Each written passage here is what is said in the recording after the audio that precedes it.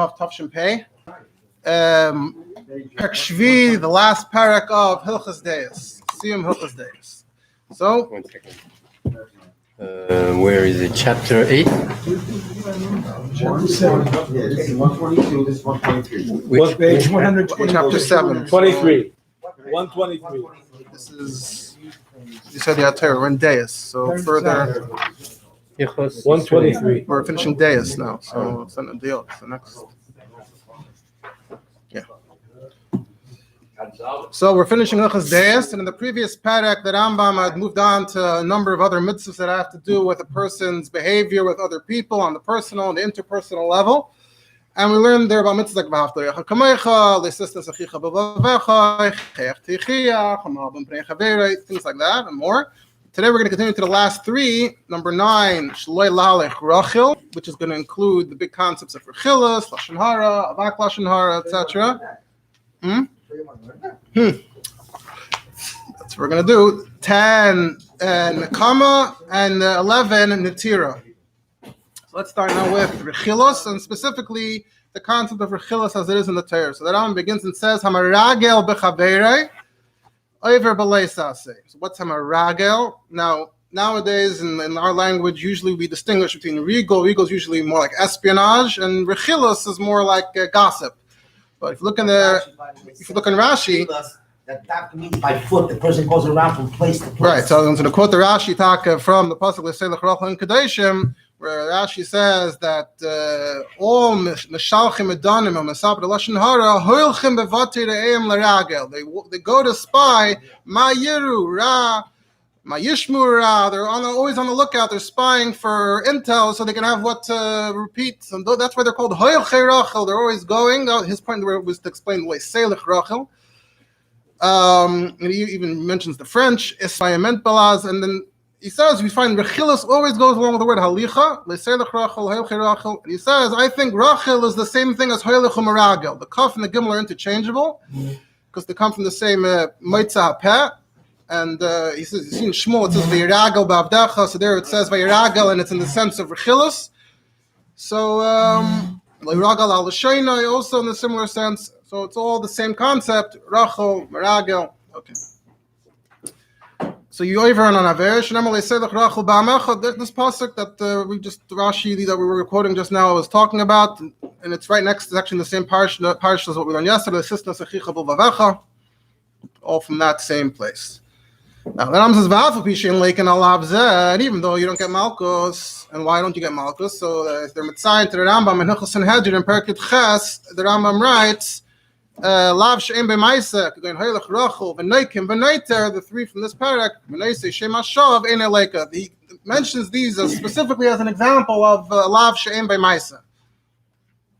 Okay, so even though there's no Malkus, the Rambam says still. Oven Godel, it's a big Avera. It's the same style we had yesterday at the end when it came to Almanis and Yosayim. The Rambam said yesterday that even though you don't get Malchus for bothering Almanis and Yosayim, but the Torah says the big punishment. So you see that the Rambam sees a need to clarify that there isn't always a direct connection between the severity of the punishment and the severity of the Avera. So I'll say, even though the punishment doesn't sound so severe, but let me tell you, the Avera itself is severe. Why is it such a terrible It says, it causes the death of many Jews. So what does he mean? He means on the most extreme level of Rechilas, you could say historically there are probably thousands, tens of thousands of people who were killed just on the basis of gossip that was told to the wrong person. When you're dealing with people who are capable of killing in a sensitive situation, just words can kill. So you can't claim that, what's the big deal? I'm just saying a few words because what am I doing? But V'geirim, clearly, my understanding is V'geirim means Rechilas as a whole. The whole body of Rechilas that was ever given over the course of history caused a lot of deaths, and specifically a lot of deaths of Jews. Not that every person who's saying Rechilas is necessarily causing death.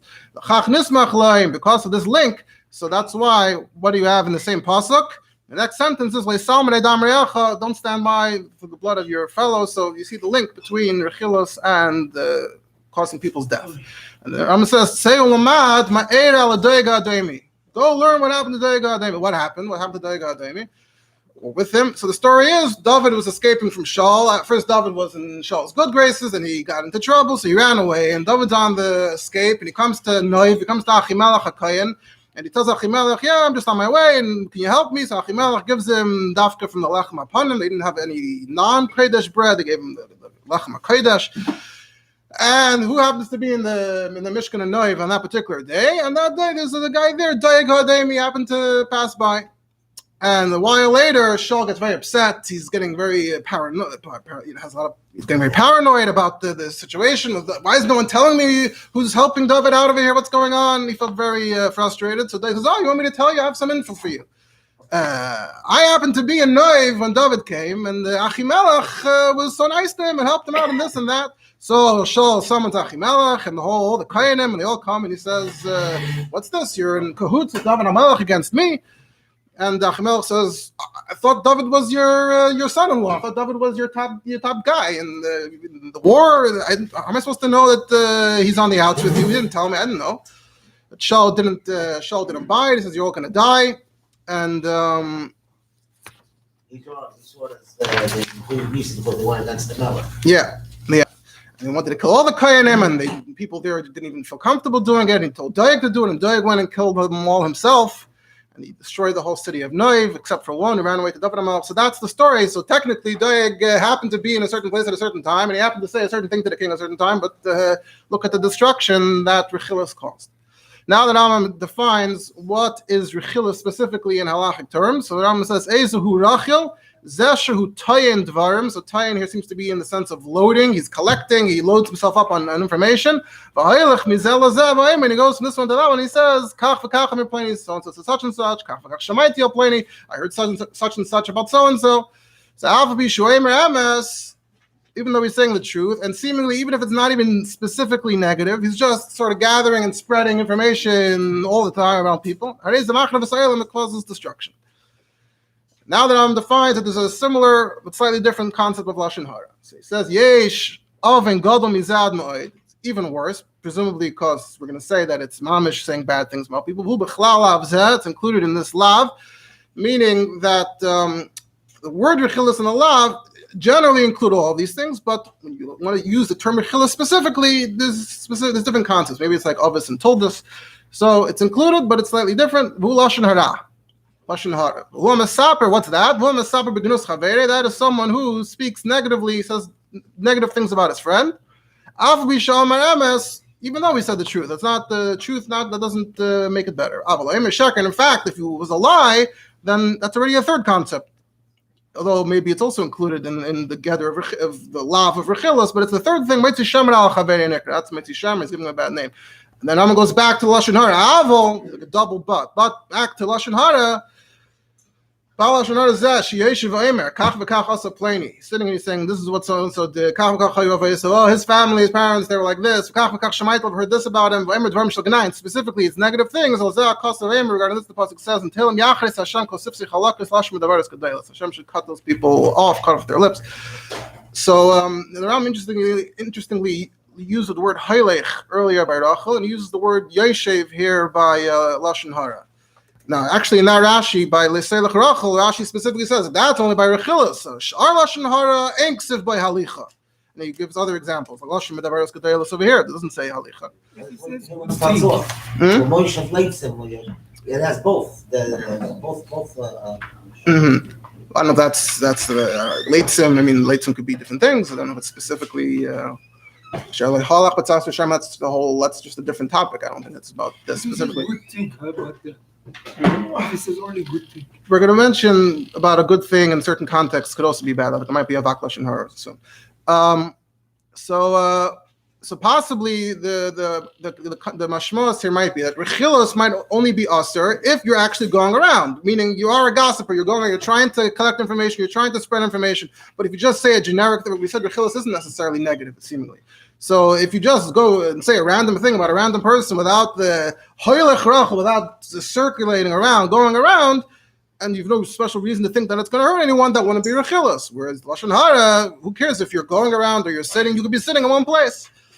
But that's how I understand it. But I saw the Kesef Mishnah explains that actually he asks, why does the Rambam say Avol twice? Aval Omer Sheker Aval Baal Lashon Hara. So he says that he thinks that the Rambam is actually saying a new thing here. Earlier we said there's Lashon Hara. Now the Rambam is saying there's something called a Baal Lashon Hara. He says if you say something about someone, even if it's negative, you still aren't called a Baal Lashon Hara right away because maybe it just happened by chance. You happened to say something. He says a Baal Lashon Hara is someone who dafka actually goes around saying a lot, and that's what he always does. So he says, Nimtza Shaparat Kan Arba Shemis Rachel Misaper Lashon Hara Meitzi Shemina Uba Lashon Hara. So that the Rambam in this latter half of Halacha Beis is talking about even worse, someone who's mamish a Baal Lashon Hara. There's an exception. We'll get to it all. But just the act Halacha of Vav. going to being Rachel is without saying anything to anyone. That alone is also allowed. But if you're listening and you're not and saying, listen where you don't belong. I think you have to also say. It goes together. It goes together. As opposed to if you just said something without going around, then you wouldn't be a. Yachres. So this pasuk. The Yiddish word seems to play it down. It's ayente. Well, We seem to play it down, but and we joke it. Ayente. right. But the truth of the matter is, that's what he's This doing. is Hilchos, yeah. If you're specifically trafficking in that kind of information, yeah. The guy wants to get married. He has diabetes. If you talk about Shidduch is a specific. Another topic. There's a teyalis for it. That the Rambam doesn't really get into the whole thing of teyalis, but there is a whole concept of if you're saying it for a specific teyalis, it could be okay. Yachres. So that this pasuk at the end Yachres. So that a lot of the psukim in that capital, in Kapitel Yud Beis, are about the people that are harmful with their mouth, and so the Rambam is quoting this pasuk where he says Yachres, that even though it's David just saying what he thinks should happen to them, but that's what the Torah is essentially telling us, that this is what should happen, this is what they deserve. By the way, there's also a hasag of the Rabbi over here, where he seems to disagree. He says, actually, the first thing, which seemingly is Hilchos, is worse than the second thing, which is seemingly Lashon Hara. He says the first thing kills more people, the second, but I'm not going to get into it. It seems like he has a different understanding of what the words Hilchos and Lashon Hara mean. He has a whole different model of how to explain the terminology. We're not going to get into it.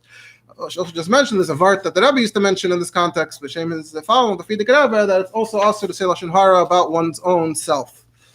The Rebbe would mention it. Also, Dabar Lashon Hara al Atzmai. Okay. Anyway, so now, since it's so severe, so the Rambam takes Halacha Gimel just to bring 3 Mamorei Chazal about how terrible Lashon Hara is. So, number 1, Abnu Chachamim, Al Shalosh Averos Nefnem and Adam El Mazeh, the 3 Averos you get punished both in this world and you lose your portion in the world to come. So, the 3 big ones are Avodah Zarah, Gila, Raya, Shvichas Damim. We recognize those from Hilchos Kiddush Hashem, Yesod Torah. And then they add Lashon Hara Keneged Kulam. So Lashon Hara is worse than all 3 together. So that's one example of how severe we treat Lashon Hara. Number 2, Va'idam Ruchachamim Kol Mesaper B'Lashon Hara Kilu Kafar Be'ikar. It's like denying God directly. Shnema She'amru L'Sheneinu Nagbers V'Asenu Yitonu Miyadin Lanu. Same capital Tehillim. So we saw earlier already about Perek Beis. He said, "Call might be Libay Kafar Be'ikar." That there's certain things we say that even though it seems maybe it's bad, but it's not so bad. But we say on the inside, what's essentially happening here is that on the inside, that means you're actually denying God's presence, denying God's existence. He brings this pasuk Asher Amru from that capital where he's describing the psyche of these people, and they're saying, "Mi Adelanu, who's going to stop us? Who's in charge? We can do whatever we want." So the Lashon Hara, the mood, the frame of mind that brings you to speak Lashon Hara is the kind in which you don't think that anyone's going to stop you. You don't believe in Hashem.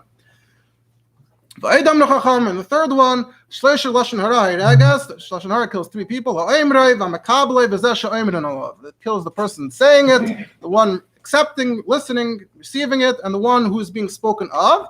And the one who receives it, Yasser is worse than the one saying it. if he says I don't make it. Right. Well, that's If he says I don't make so that's clear. We're saying Hamakable means the person accepted it, as opposed to saying I don't accept it. You evaluate it. Some people they say I don't make it. Yeah. Interestingly, I'm going to bring something from the Alter Rebbe later about this. I'm going to mention a bit later on this point. But to just explain this, so Heireges. So either literally it means that in very extreme situations, everyone involved in the Lashon Hara will end up getting actually murdered, or it means that it's a severe punishment in Hashemayim. And why is the person who receives it worse?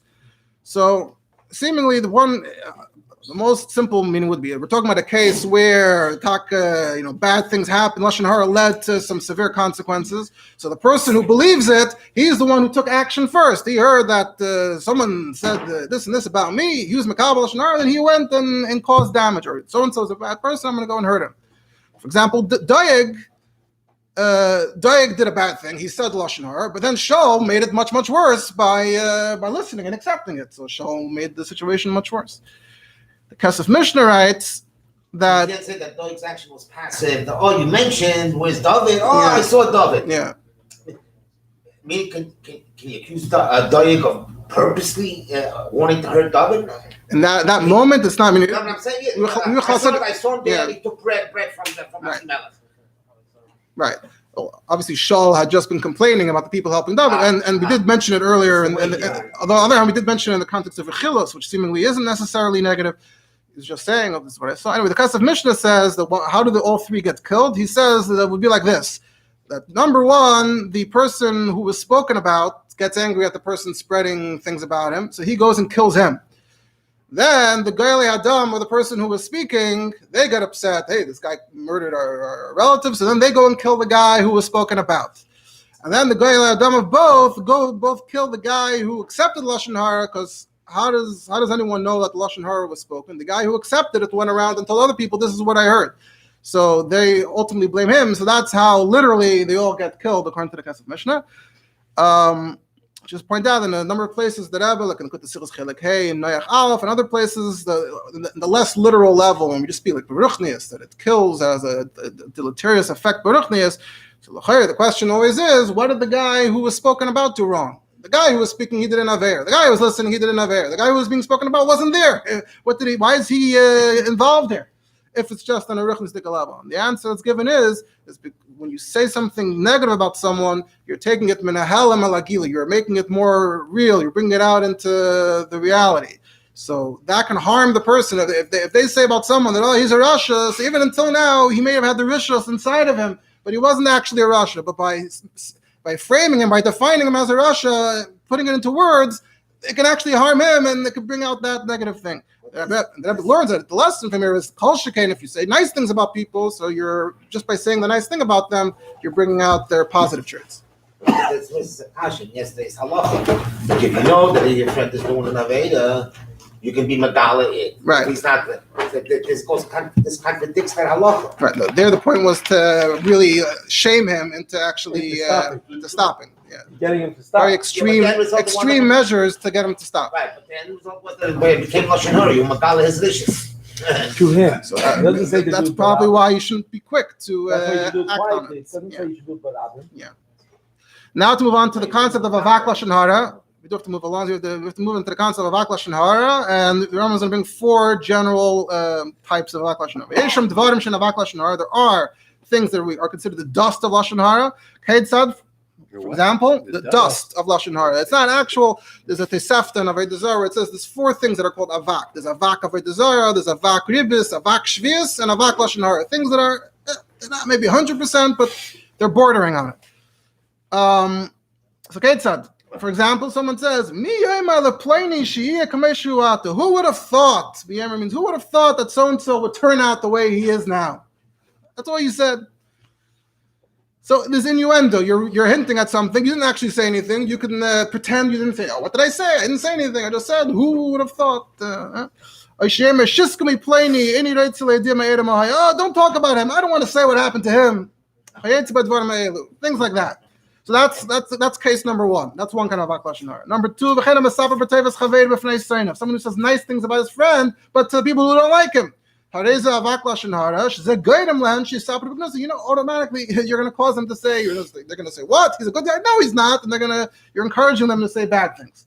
But regarding the second example, it says, if you scream, oh, this guy's a great guy, that could be a curse because you're actually eliciting the opposite reaction. And the Kesef Mishnah points out that the Gemara and the Rif, it just says, you should never say the Shavach Shel Chaveri because the praise leads to negative. It says that Rambam said, So that's why they'll say he has a different thing. He has a chesaron. But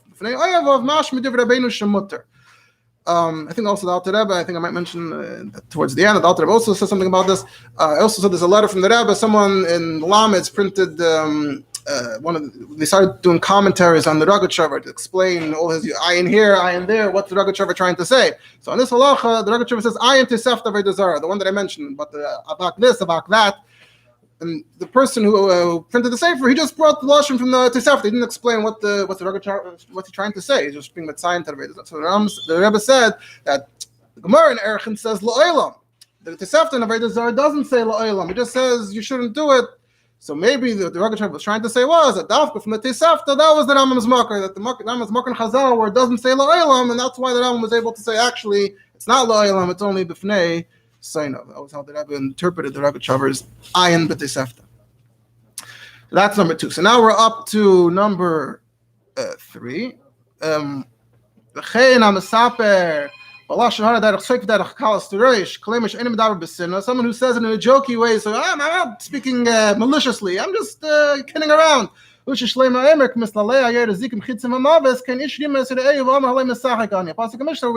that the person who says I'm just joking is really like someone who's shooting arrows and he's pretending, putting up the pretense that it's not. Number 4, or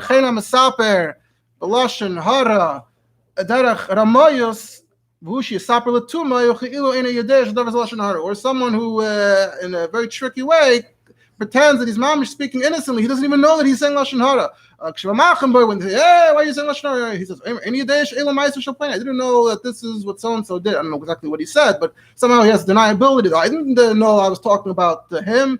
I should say lashon hara. I didn't know I was saying lashon hara. But what all 4 of these have in common, seemingly, is that there's all a pretense. He's pretending he didn't do anything wrong. I didn't say anything I didn't mean, but they're all essentially lashon hara, so they're called avak lashon hara. Now that I'm gets back to say a few more details about the lashon hara itself. It says, "Echad hamasaber b'lashon hara b'fnei chaverei, oy shaloi b'fanav." So it doesn't matter if it's in front of your friend or it's not in front of your friend. So if it's in front of your friend, I'm not saying it behind his back. I'm saying it to his face. No, it doesn't help. Or if it's not in front of him, it's not like, I'm not embarrassing him to his face. No, it doesn't matter if it's in front of him or not. And someone who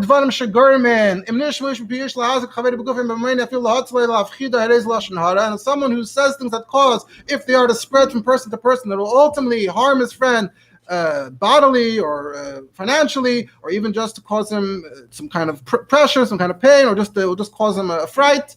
It's all lashon hara. So it sounds like from here that even if it's not necessarily negative, but just the kind of information that can cause damage. Then the question is, though, why would this be considered lashon hara, not rechilas? It wasn't rechilas the thing that's not necessarily. But we said earlier that rechilas is someone who goes around afka spreading gossip. Here, we might not be talking about that kind of guy, but still, because it causes harm, because it's going to directly cause harm, so that's what we're calling a lashon hara. And it's not avak lashon hara either, because he's not pretending to be innocent. He knows it can cause the harm.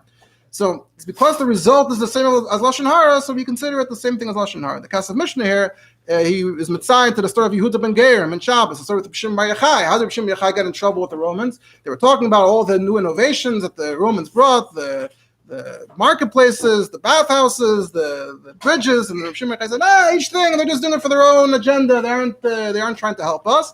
Yehuda ben Gerim happened to listen, and he went and repeated what B'Shim Bar Yochai said until it got back to the king.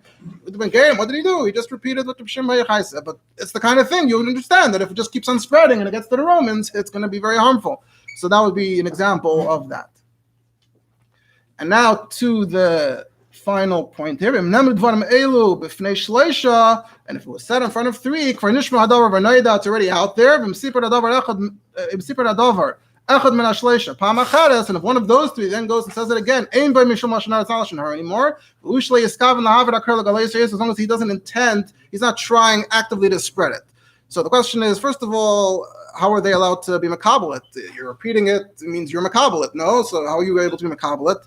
And second, how's it mutter to say something bad about your friend just because everyone knows it? I mean, you're saying bad things. So it seems to me that the kavanah here throughout the halachos was that it really is, lashon hara really is only if it seems to lead to something, to an actual, some kind of consequences. Something's going to happen as a result of what's being said. So when you call someone a makabel, by makabel, maybe over here we mean, according to the Rambam, someone who actually accepts and says, oh, that's true. In that case, I'm going to go and do something. And that's why I said earlier that even if you caused harm, even if it wasn't technically negative, but the point is you're always leading to some actual negative, harmful consequences. But if the guy who's listening just believes it a little bit, but he's totally not going to act on it, so maybe according to Rambam, that's not the real lashon hara. Just the person, the person who said it to begin with, he doesn't know where it's going to lead to. So the person saying it to begin with automatically said lashon hara because it might lead to harm. Someone might act on it. But if you heard it and maybe you believed it, but you didn't act on it, maybe according to Rambam, that's not considered makabel lashon hara. So therefore, once the first guy already spread it and put it out there, so that all the harm was caused by that guy. So now, even if the first people don't cause the harm, but it spreads, and 10 guys later, someone takes action, all of that is going to be the blame of the first guy. He's the one who set it all into motion. So he caused the actual harmful consequences. So but the first one said lashon hara. Yeah. But the three people can go and repeat it now. Can go and repeat it. It would not be considered lashon hara because I guess any harm that actually happens would be the first guy's fault, and it's out there already. Yeah, something like that. Just to point out that you have to mention at some point that of course the Chafetz Chaim, the Mishnah Berurah, the Baal Mechaber, those Sfarim is famous in the world for his Sefer Chafetz Chaim, which you could say was ahead of its time. Today you have a monograph on every little halachic topic. People make a whole book of hundreds of pages. He maybe was one of the first to do it. He took lashon hara and he turned it into a whole Sefer with simanim and seifim and haras, and he's very machmer and all these kinds of things. He takes it a lot more l'chumrah. Just have to mention that. Also specifically, I believe on this halacha. There's also, we have to point out, the Alter Rebbe has also in Shulchan Aruch Erech Chaim Simon Kufnan Vav Seder Maso Matan from Sif Yodanan about these halachas, and also a little bit of Chesha Mishpat Hilchos Einon. There's actually a letter from the Rebbe to Rav Hutner from Chaim Berlin, Igros Chelikit Ches, about differences perhaps between Seder Maso Matan and Einon. So, for example, Alter Rebbe adds over there that Makable Nena Shesim and Oimrei Elam Ken Hudaya Dvarim Anikarim. You get punished for listening, for accepting it more than the guy who's saying it, but except if it seems very, very convincing, very reasonable. Alter Rebbe mentions that. He adds that to what we learned here in the Rambam. Or also regarding that you could say shvachim to people who like the guy, says even then it shouldn't be too much. Don't overdo it. If you overdo it, the people that like him, it's also going to lead to some pushback. And also just one more point, and the Kesef Mishnah says that when we say that three people can repeat it, that's only if he says the Rambam didn't have to spell out that if the guy tells them keep it a secret, don't repeat it, then it's on you if it gets repeated because he was not trying to get the information out there. So you assume that everyone would keep it a secret. Okay, now we have 5 minutes left, so let's. They say in the bottom of the line that you have to keep quiet, but he hears very well. Right, the Rebbe connects it to the idea we mentioned earlier. The lashon hara brings the negativity out into the world. The Rebbe connects it to al tiftach pelasach. Yeah. Halacha vav, to conclude the section on lashon hara. So kol elohim balei lashon hara. Remember the Kesef Mishnah said that the baal lashon hara is someone who's always mishamurgal tamid. Also, you're not to live near them. Certainly not to sit next to them and hear what they have to say. What happened in the midbar? The Meraglim came into lashon hara, and that's what ended up causing the whole gzeira on the Yidden in the midbar. And it's interesting actually because I don't think the Pesukim ever called them Meraglim. It's interesting. It says Losera Sa'ara. It's used in other stories. We're not there. So maybe based on the Rambam starting off here with a Meragl Bechaveiroi, maybe the reason why they're called Meraglim is actually because they were saying not nice things, not because they were spies. They're Meraglim, they were saying Lashon Hara on Eretz Yisrael. Maybe that's why they're called Meraglim. So now moving on to Nakama. If you take revenge, it's an Avesh,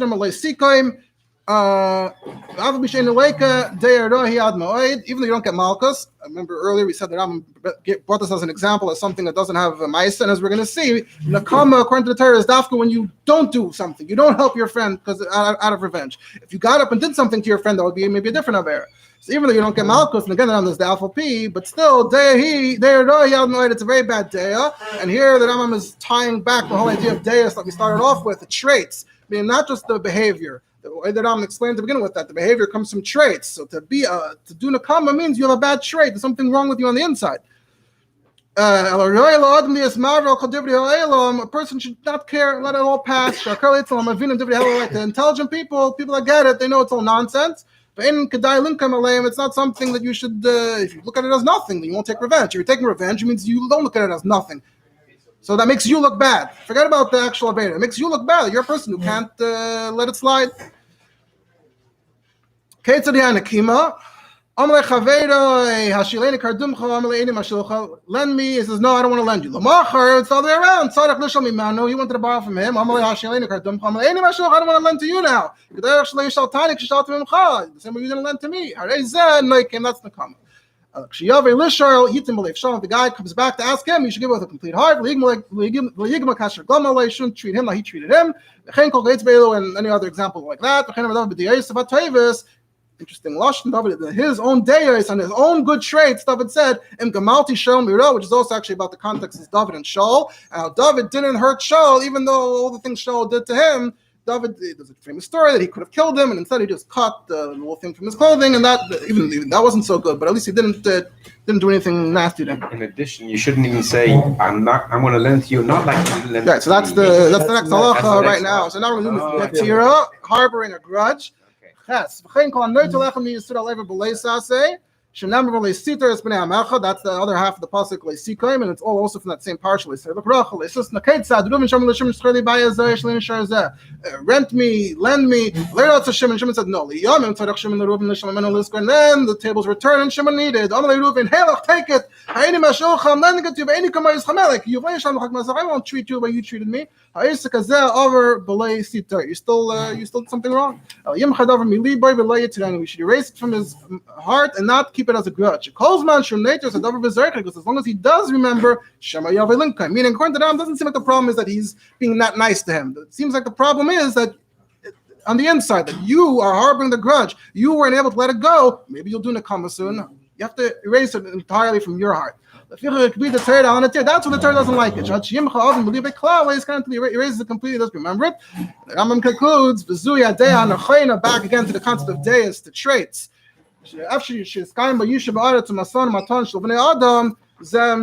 Otherwise, if everyone keeps a grudge, you can imagine society wouldn't be able to function. And sometimes you see, let's say in politics or other things where there's grudges and people can't work with each other, so then things that could have worked out don't work out. So this is the end of Hilchos Deios. We learned all the mitzvahs, Hitamas B'drachav, Avos Yisrael, etc.